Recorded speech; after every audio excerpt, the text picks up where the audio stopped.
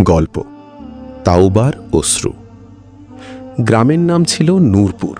ছোট্ট শান্ত একটা গ্রাম। সেই গ্রামেরই এক ছেলে, তার নাম ছিল রাশেদ। রাশেদ ছোটবেলা থেকেই খুব মেধাবী ছিল। মসজিদে যেত, কুরআন তেলাওয়াত করত। গ্রামের মানুষ তাকে খুব ভালোবাসত। তার বাবা একজন মুয়াজ্জিন ছিলেন।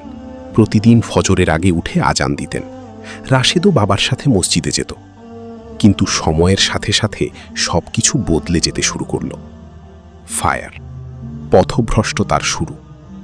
রাশেদ যখন শহরে পড়তে গেল, তখন সে নতুন বন্ধুদের সাথে মিশতে শুরু করল। শুরুতে সব ঠিকই ছিল, কিন্তু ধীরে ধীরে সে খারাপ সঙ্গের মধ্যে পড়ে গেল। নামাজ ছেড়ে দিল, মিথ্যা বলা শুরু করল, হারাম কাজে জড়িয়ে পড়ল। তার মা প্রতিদিন ফোন করে বলতো, বাবা, নামাজ পড়িস তো? রাশেদ বলতো, হ্যাঁ মা, পড়ি। কিন্তু সেটা ছিল মিথ্যা। একদিন তার বাবা অসুস্থ হয়ে পড়লেন। মা কাঁদতে কাঁদতে ফোন দিল, বাবা, তোর আব্বা তোকে দেখতে চায়। রাশেদ তখন ব্যস্ত ছিল বন্ধুদের সাথে আড্ডায়। সে বলল, আমি পরে আসব। কিন্তু সেই পরে আর আসেনি। একটি ভুল যা সব বদলে দিল। কিছুদিন পর খবর এলো, তার বাবা মারা গেছেন। এই খবর শুনে রাশেদের পৃথিবী যেন থেমে গেল। সে দৌড়ে গ্রামে ফিরে এলো, কিন্তু ততক্ষণে দাফন শেষ। মায়ের চোখে শুধু পানি। তোর আব্বা শেষবার শুধু তোর নামই ডাকছিল। এই কথাটা রাশেদের বুক ভেঙে দিল। অন্ধকার থেকে আলোর পথে। সেই রাতেই রাশেদ একা বসেছিল তার বাবার কবরের পাশে। হঠাৎ মসজিদ থেকে কুরআনের আওয়াজ ভেসে এলো, হে আমার বান্দারা, যারা নিজেদের উপর জুলুম করেছ, তোমরা আল্লাহর রহমত থেকে নিরাশ হইও না। সূরা আজ-জুমার ৫৩। এই আয়াত শুনে রাশেদ কেঁদে ফেলল। সে বলল, হে আল্লাহ, আমি অনেক ভুল করেছি, আমাকে মাফ করে দিন। সেই রাতেই সে সিদ্ধান্ত নিল, সে বদলে যাবে। ফিরে আসার গল্প।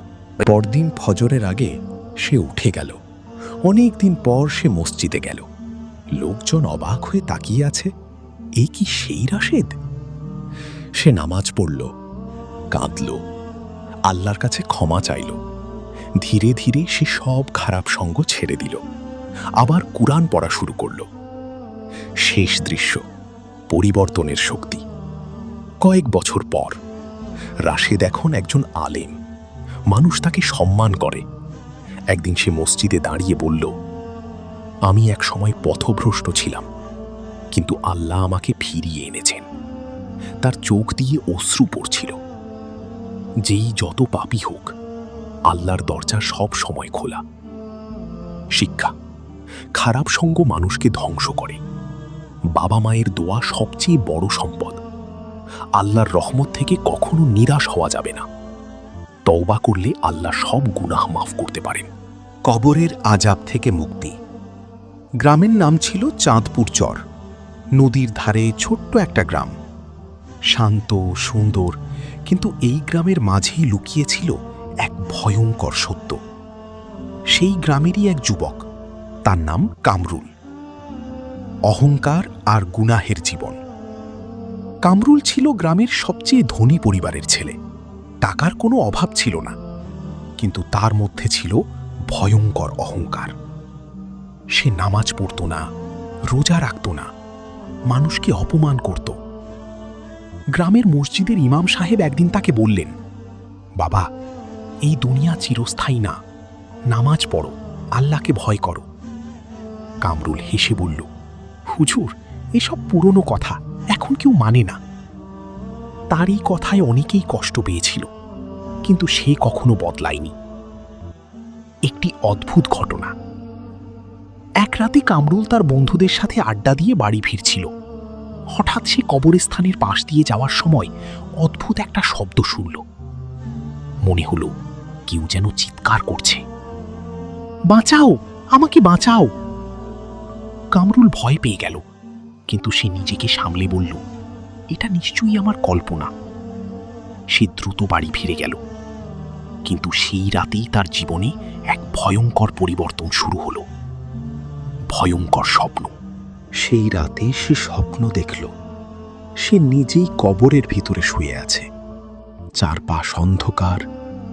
হঠাৎ দুইজন ভয়ঙ্কর ফেরেশতা এসে তাকে জিজ্ঞেস করছে, তোমার রব কে, তোমার দিন কি? কামরুল উত্তর দিতে পারছে না। তারপর কবর সংকুচিত হতে লাগলো। সে চিৎকার করছে, আমাকে বাঁচাও। হঠাৎ তার ঘুম ভেঙে গেল। সে পুরো শরীরে ঘামছিল। পরদিন সকালে সে খুব অস্থির হয়ে গেল। মনে হলো কিছু একটা ভুল হচ্ছে তার জীবনে। সে প্রথমবারের মতো মসজিদের সামনে দাঁড়ালো, কিন্তু ভিতরে ঢুকতে পারল না। লজ্জা লাগছিল। ইমাম সাহেব তাকে দেখে এগিয়ে এলেন। বাবা, আসো। কামরুল কাঁদতে কাঁদতে বলল, হুজুর, আমি অনেক পাপ করেছি, আমার কি মাপ হবে? ইমাম সাহেব বললেন, আল্লাহর রহমত অনেক বড়, তুমি সত্যিকারের তওবা করো। সেই দিন থেকেই কামরুল বদলে যেতে শুরু করল।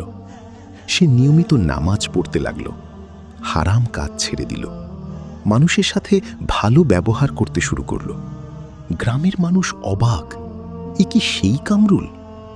সে রাতে কাঁদত, আল্লাহর কাছে ক্ষমা চাইত। শেষ পরীক্ষা। একদিন হঠাৎ সে অসুস্থ হয়ে পড়ল। ডাক্তার বলল তার অবস্থা খুব খারাপ। কামরুল বুঝতে পারল তার সময় শেষ হয়ে আসছে। সে তার মাকে ডেকে বলল, মা, আমি যদি আগে বুঝতাম। তার চোখ দিয়ে অশ্রু ঝরছিল। মৃত্যুর আগে শেষ কথা। মৃত্যুর আগে সে বলল, আমার পক্ষ থেকে সবাইকে বলো কেউ যেন নামাজ ছেড়ে না দেয়, কবরের আযাব সত্য। তারপর সে কালেমা পড়তে পড়তে মারা গেল। শেষ দৃশ্য, তার জানাজায় পুরো গ্রাম উপস্থিত ছিল। ইমাম সাহেব বললেন, এই ছেলে আমাদের জন্য শিক্ষা রেখে গেছে। গল্পের শিক্ষা, অহংকার মানুষকে ধ্বংস করে, কবরের আযাব বাস্তব, তওবার দরজা সব সময় খোলা। মৃত্যুর আগে নিজেকে ঠিক করা সবচেয়ে জরুরি। শেষ রাতের ডাক। বাংলাদেশের দক্ষিণের এক নদী ঘেরা গ্রাম, নাম কালীগঞ্জ চর। চারদিকে নদী, মাঝখানে ছোট ছোট ঘর, আর গ্রামের একপাশে পুরনো একটি কবরস্থান, যেটা নিয়ে গ্রামে নানা গল্প প্রচলিত ছিল। এই গ্রামেরই এক যুবক, তার নাম সাইফুল। একটি অবাধ্য জীবনের গল্প। সাইফুল ছোটবেলায় খুব ভালো ছিল, মসজিদে যেত, কুরআন পড়ত। কিন্তু বড় হওয়ার সাথে সাথে সে বদলে যেতে লাগলো। বন্ধুদের সাথে আড্ডা, নেশা, গান এইসবই ডুবে গেল। নামাজ ছেড়ে দিল, মা বাবার কথা শুনত না। তার মা প্রতিদিন কাঁদত, বাবা, অন্তত একবার আল্লাহর দিকে ফিরে আয়। কিন্তু সাইফুল হাসত, এখন জীবন উপভোগ করার সময়। অদ্ভুত এক সতর্ক বার্তা। একদিন রাতে সাইফুল ও তার বন্ধুরা নদীর ধারে বসে আড্ডা দিচ্ছিল। হঠাৎ গ্রামের এক বৃদ্ধ লোক এসে বললেন, বাবারা, রাত বেশি হয়েছে, কবরস্থানের দিকে যেও না। বন্ধুরা হাসাহাসি করল। সাইফুল বলল, ছাছা, এইসব ভূতের গল্প দিয়ে ভয় দেখাতে পারবেন না। বৃদ্ধ চুপ করে চলে গেলেন। কিন্তু সেই রাতেই ঘটল এমন কিছু যা সাইফুলের জীবন বদলে দিল। কবরস্থানের সেই রাত। রাত তখন প্রায় 2টা। সাইফুল বাড়ি ফিরছিল। শর্টকাট পথে যেতে হলে কবরস্থানের পাশ দিয়ে যেতে হয়। চারপাশে নীরবতা, হালকা কুয়াশা। হঠাৎ সে শুনতে পেল, সাইফুল। সে থেমে গেল, চারদিকে তাকালো, কেউ নেই। আবার সেই শব্দ, সাইফুল, ফিরে আয়। তার বুক ধড়ফড় করতে লাগলো। হঠাৎ একটা কবরের মাটি নড়তে লাগলো। মনে হলো ভেতর থেকে কেউ বের হতে চাইছে। সাইফুল দৌড়ে বাড়ি চলে এলো। ভয়ের শুরু, পরিবর্তনের নয়। সেই রাতের পর সাইফুল ভয় পেয়ে গেল, কিন্তু তবুও সে পুরোপুরি বদলালো না। কিছুদিন নামাজ পড়ল, আবার ছেড়ে দিল। একদিন তার মা অসুস্থ হয়ে পড়লেন। ডাক্তার বলল, দোয়া করুন, অবস্থা ভালো না। শেষ রাতের স্বপ্ন। সেই রাতেই সে এক ভয়ঙ্কর স্বপ্ন দেখল। সে একটা অন্ধকার জায়গায় দাঁড়িয়ে আছে, চারপাশে আগুন, মানুষ চিৎকার করছে। হঠাৎ সে দেখল তার মা দূরে দাঁড়িয়ে বলছেন, বাবা, এখনো সময় আছে, ফিরে আয়। তারপর দুইজন ফেরেশতা তাকে ধরে নিয়ে যেতে লাগলো। সে চিৎকার করছে, আমাকে আর একটা সুযোগ দিন। সত্যিকারের তাওবা। হঠাৎ ঘুম ভেঙে গেল। সে কাঁদতে কাঁদতে উঠে দাঁড়ালো। ফজরের আজান হচ্ছিল। অনেক দিন পর সে দৌড়ে মসজিদে গেল। ইমাম সাহেব অবাক। সাইফুল? সে কাঁদতে কাঁদতে বলল, হুজুর, আমি বদলাতে চাই। নতুন জীবনের শুরু। সেই দিন থেকেই সাইফুলের জীবন পুরো বদলে গেল। 5 ওয়াক্ত নামাজ, কুরআন তেলাওয়াত, গরিবদের সাহায্য, খারাপ সঙ্গ ত্যাগ। গ্রামের মানুষ অবাক, এ কি সেই সাইফুল? শেষ পরীক্ষা।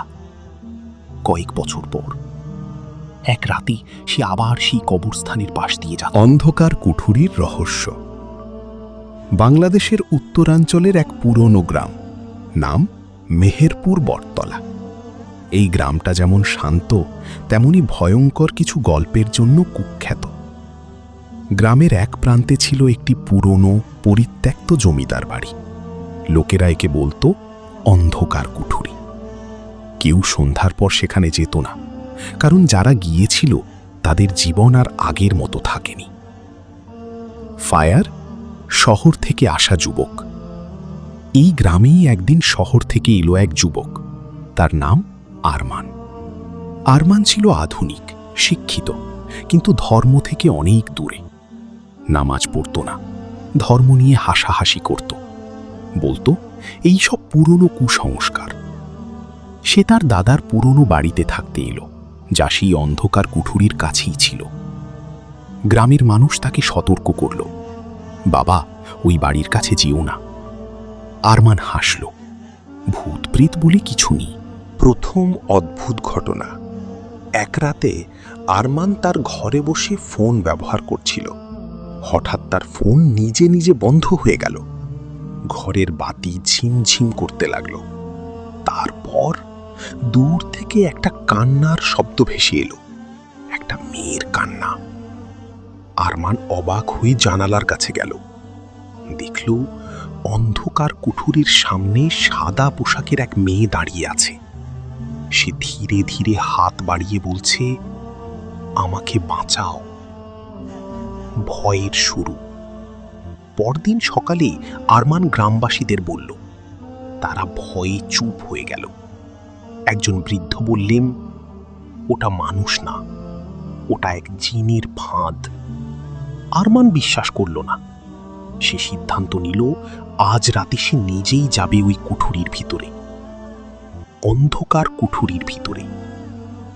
রাত 12টা, চারদিকে নিস্তব্ধতা।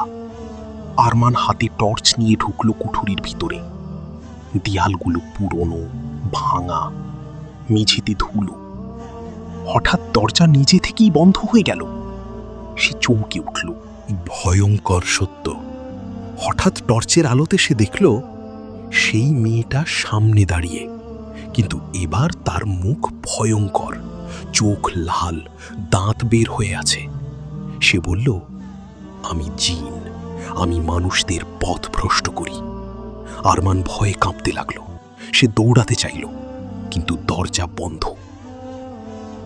আল্লাহর দিকে প্রথম ডাক। জীবনে প্রথমবার আরমান বুঝল সে কত দুর্বল। সে চিৎকার করে বলল, হে আল্লাহ, আমাকে বাঁচান। হঠাৎ তার মনে পড়ল ছোটবেলায় সে সূরা ফাতিহা শিখেছিল। সে পড়তে শুরু করল। সাথে সাথে সেই জিন চিৎকার করে উঠল, থামো। ঘরের দরজা খুলে গেল। আরমান দৌড়ে বেরিয়ে এলো। পরিবর্তনের শুরু। পরদিন সে মসজিদে গেল, ইমাম সাহেবের কাছে সব বলল। ইমাম বললেন, নতুন জীবন। সেই দিন থেকেই আরমান বদলে গেল। 5 ওয়াক্ত নামাজ, কুরআন পড়া, দাওয়াতের কাজ। গ্রামের মানুষ অবাক, এ কি সেই আরমান? শেষ রহস্য। কয়েক মাস পর একদিন আরমান আবার সেই কুঠুরির সামনে দাঁড়ালো, কিন্তু এবার তার মনে ভয় নেই। সে কুরআন তেলাওয়াত করতে লাগল। হঠাৎ ভেতর থেকে ভয়ঙ্কর চিৎকার শোনা গেল। তারপর সব শান্ত। লোকেরা বলে সেই দিন থেকে ওই কুঠুরির অশুভ শক্তি চলে গেছে। শেষ দৃশ্য। কয়েক বছর পর আরমান একজন দায়ী হয়ে গেল। একদিন সে বলল, আমি নিজ চোখে দেখেছি আল্লাহর শক্তি সবচেয়ে বড়। গল্পের শিক্ষা, জিন ও অদৃশ্য জগৎ সত্য। গুনাহ মানুষকে দুর্বল করে, কুরআন ও দোয়া মানুষকে রক্ষা করে। আল্লাহর দিকে ফিরে আসলে জীবন বদলে যায়। মৃত মানুষের ফিরে আসা। বাংলাদেশের এক প্রত্যন্ত গ্রাম, নাম শাহাপুর। চারদিকে ধান ক্ষেত, মাঝখানে ছোট্ট বাজার, আর গ্রামের এক পাশে একটি পুরনো কবরস্থান। এই কবরস্থান নিয়ে গ্রামে অনেক গল্প প্রচলিত ছিল। লোকেরা বলতো এখানে কিছু আত্মা শান্তি পায় না। গল্পের শুরু। 2 বন্ধু। এই গ্রামেরই 2 বন্ধু, রিয়াদ এবং মাহিন। রিয়াদ ছিল শান্ত, নামাজি, ভালো ছেলে। আর মাহিন একেবারে উল্টো। মাহিন নামাজ পড়ত না, রাতভর আড্ডা দিত, ধর্ম নিয়ে মজা করত। রিয়াদ অনেকবার বলেছে, বন্ধু, জীবনটা এমন না, আল্লাহর দিকে ফিরে আয়। মাহিন হেসে বলতো, মরে গেলে দেখা যাবে। একটি অশুভ সিদ্ধান্ত। একদিন রাতে তারা বসে গল্প করছিল। হঠাৎ মাহিন বলল, চল আজ রাতে কবরস্থানে যাই, দেখি আসলেই কিছু আছে কিনা। রিয়াদ ভয় পেল, না এটা ঠিক না। কিন্তু মাহিন জোর করল। শেষে রিয়াদ রাজি হলো। ঠিক আছে, কিন্তু কিছু হলে দোষ তোর। কবরস্থানের সেই রাত তখন 1টা। চাঁদের আলো ম্লান, চারদিকে কুয়াশা। তারা কবরস্থানে ঢুকল। হঠাৎ বাতাস ঠান্ডা হয়ে গেল। মনে হচ্ছিল কেউ তাদের দেখছে। মাহিন হেসে বলল, এই তো কিছুই নাই। ঠিক তখনই একটা কবরের মাটি নিজে থেকেই নড়তে লাগলো। ভয়ঙ্কর দৃশ্য। তারা অবাক হয়ে তাকিয়ে আছে। ধীরে ধীরে মাটি ফেটে একটা হাত বের হলো। তারপর একজন মানুষ উঠে দাঁড়ালো। চেহারা অর্ধেক পুচে গেছে, চোখ ফাঁকা। সে ধীরে ধীরে বলল, আমাকে বাঁচাও। রিয়াদ চিৎকার করে দৌড় দিল, কিন্তু মাহিন দাঁড়িয়ে রইল। মনে হচ্ছিল সে যেন নড়তেই পারছে না। অদ্ভুত ঘটনা। পরদিন সকালে গ্রামের মানুষ দেখল মাহিন অসুস্থ হয়ে পড়েছে। সে কথা বলতে পারছে না, চোখে ভয়। রিয়াদ সব ঘটনা বলল। গ্রামের ইমাম সাহেব এলেন। তিনি কুরআন তেলাওয়াত করলেন।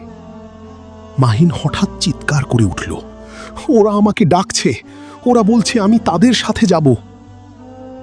গোপন সত্য প্রকাশ। ইমাম সাহেব বললেন, এটা কোনো সাধারণ ব্যাপার না, এটা জিনের আছর। তিনি রুকিয়া শুরু করলেন।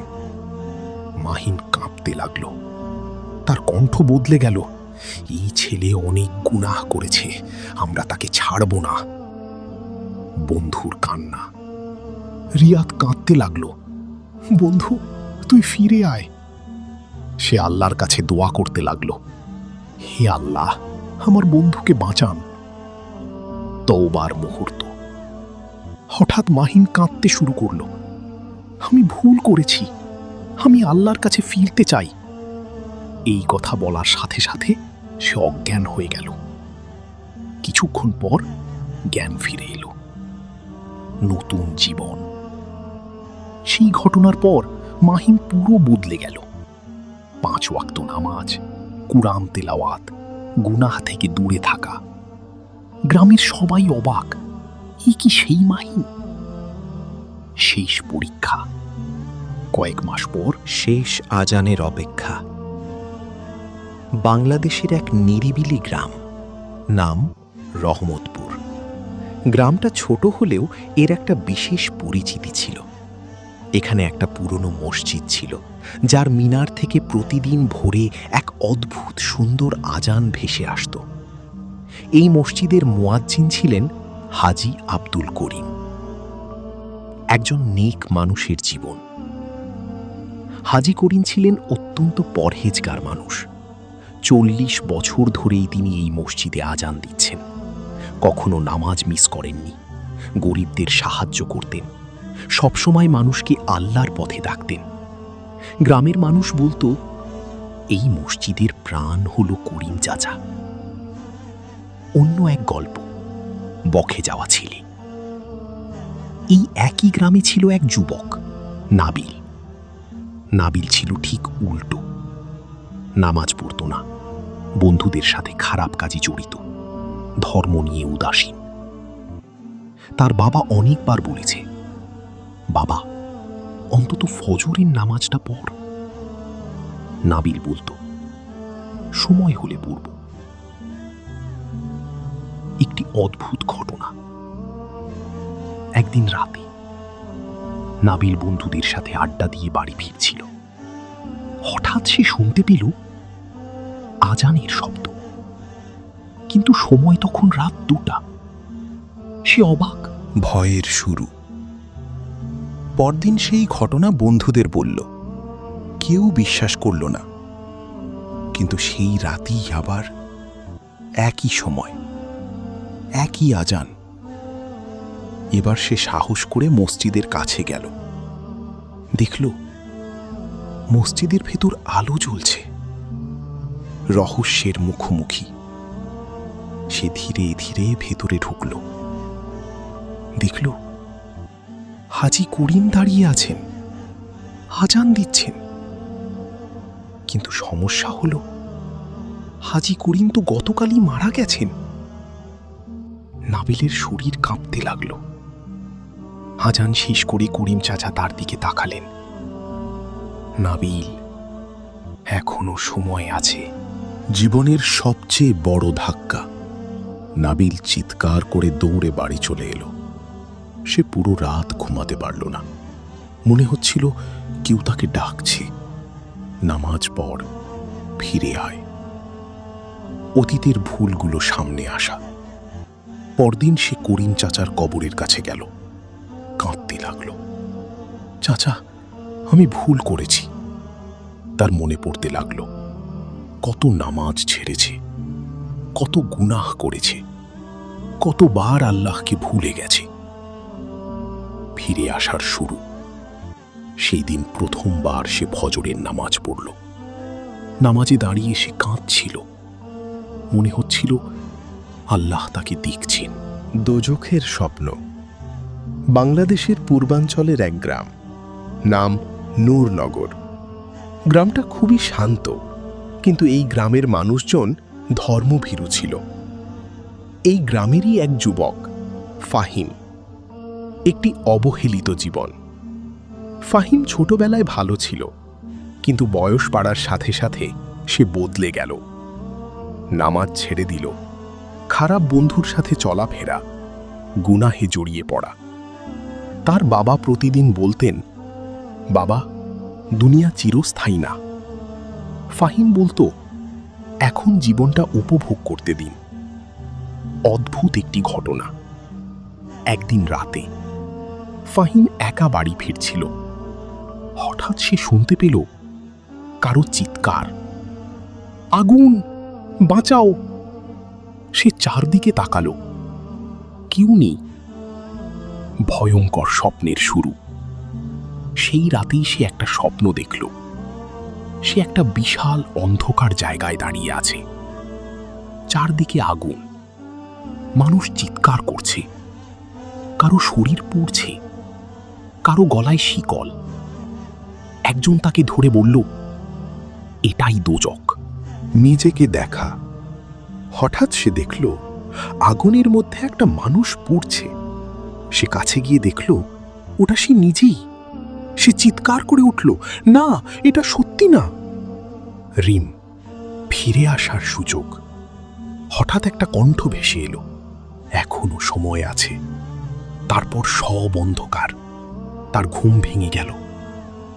ভয়ের সাথে যুদ্ধ। সেই রাতের পর ফাহিম বদলে যেতে চাইল, কিন্তু পারছিল না। বন্ধুরা ডাকত, পুরনো অভ্যাস টানত। সে দ্বিধায় পড়ে গেল।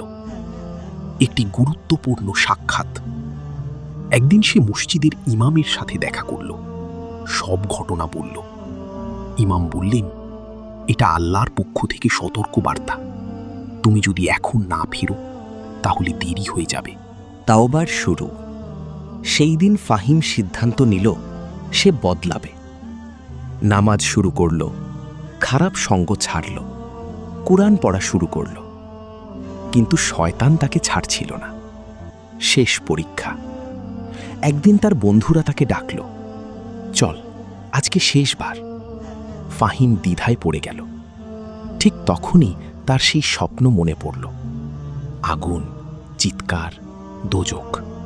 সে বলল, না, আমি আর ফিরব না। শান্তির অনুভূতি। সেই রাতেই সে আবার স্বপ্ন দেখল, কিন্তু এবার সবুজ বাগান, শান্ত পরিবেশ। একটা কণ্ঠ বলল, তুমি সঠিক পথে আছো। শেষ দৃশ্য। কয়েক বছর পর ফাহিম একজন ধার্মিক মানুষ হয়ে গেল। একদিন সে মানুষের সামনে বলল, আমি দোজক দেখেছি। হারিয়ে যাওয়া ছায়া। বাংলাদেশের এক প্রত্যন্ত এলাকা, নাম বড়দিয়া গ্রাম। চারদিকে গাছপালা, মাঝখানে সরু রাস্তা, আর গ্রামের একপাশে ছিল ঘন বাঁশঝাড় আর একটি পুরনো কবরস্থান।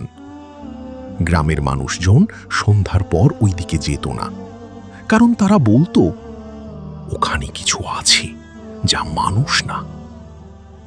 গল্পের শুরু, নতুন আগন্তুক। এই গ্রামে একদিন শহর থেকে এলো এক যুবক। তার নাম সাদমান। সে তার মামার বাড়িতে বেড়াতে এসেছে। সাদমান আধুনিক ছেলে, নামাজ পড়ে না, ধর্ম নিয়ে তেমন মাথা ঘামায় না, এসব অদ্ভুত গল্প বিশ্বাস করে না। গ্রামের মানুষ তাকে বলল, বাবা, সন্ধ্যার পর বাঁশঝাড়ের দিকে যেও না। সে হেসে বলল, আমি এসব বিশ্বাস করি না। প্রথম অস্বাভাবিকতা। একদিন বিকেলে সাদমান হাঁটতে বের হলো। হাঁটতে হাঁটতে সে সেই বাঁশঝাড়ের কাছে চলে গেল। হঠাৎ সে অনুভব করল তার পিছনে কেউ হাঁটছে। সে থামল, পিছনে তাকালো, কেউ নেই। কিন্তু আবার হাঁটতেই একই শব্দ। ছায়ার শুরু। সেই রাত থেকেই অদ্ভুত ঘটনা শুরু হলো। ঘরের ভিতরে দরজা নিজে থেকে নড়ে যায়, জানালা খুলে যায়, মাঝরাতে পায়ের শব্দ। একদিন সে দেখল তার নিজের ছায়া তার থেকে আলাদা হয়ে গেছে। ছায়াটা দেয়ালের পাশে দাঁড়িয়ে আছে আর ধীরে ধীরে নড়ছে। ভয়ের ভিতরেও অবিশ্বাস। সাদমান ভয় পেয়েও নিজেকে বোঝাতে লাগল, এটা কিছু না, আমার মনের ভুল। কিন্তু ঘটনাগুলো বাড়তেই থাকল। একটি ভয়ঙ্কর রাত। এক রাতে সে ঘুমাচ্ছিল। হঠাৎ তার ঘুম ভেঙে গেল, কারণ কেউ তার কানে ফিস ফিস করছে, তুমি একা না। সে চোখ খুলল, দেখল তার ছায়া তার সামনে দাঁড়িয়ে। কিন্তু এবার সেই ছায়ার চোখ জ্বলছে। ভয়ের কথা। ছায়াটা বলল, আমি তোমার গুনাহের ছায়া। তুমি যত গুনাহ করেছ, আমি তত শক্তিশালী হয়েছি। সাদমান ভয় কাঁপতে লাগল। তুমি কি? ছায়া বলল, আমি তোমাকে শেষ পর্যন্ত নিয়ে যাব। ভেঙে পড়া মন। পরদিন সাদমান সম্পূর্ণ ভেঙে পড়ল। সে বুঝতে পারল এটা কোনো সাধারণ ব্যাপার না। আল্লাহর দিকে ফিরে আসা। সেই গ্রামের মসজিদে গেল, ইমাম সাহেবকে সব বলল। ইমাম শান্তভাবে বললেন, এটা তোমার জন্য সতর্ক বার্তা। গুনাহ মানুষের ওপর ছায়ার মতো ভর করে। পরিবর্তনের শুরু। সেই দিন থেকেই সাদমান বদলাতে শুরু করল। নামাজ পড়া শুরু করা, কুরআন তেলাওয়াত, তওবা। প্রতিদিন সে আল্লাহর কাছে কাঁদত, আমাকে ক্ষমা করুন। শেষ মুখোমুখি। এক রাতে আবার সেই ছায়া এলো, কিন্তু এবার সাদমান ভয় পেল না। সে কোরআন পড়তে শুরু করল। ছায়াটা চিৎকার করতে লাগলো, থামো। ধীরে ধীরে ছায়াটা দুর্বল হয়ে গেল, তারপর মিলিয়ে গেল।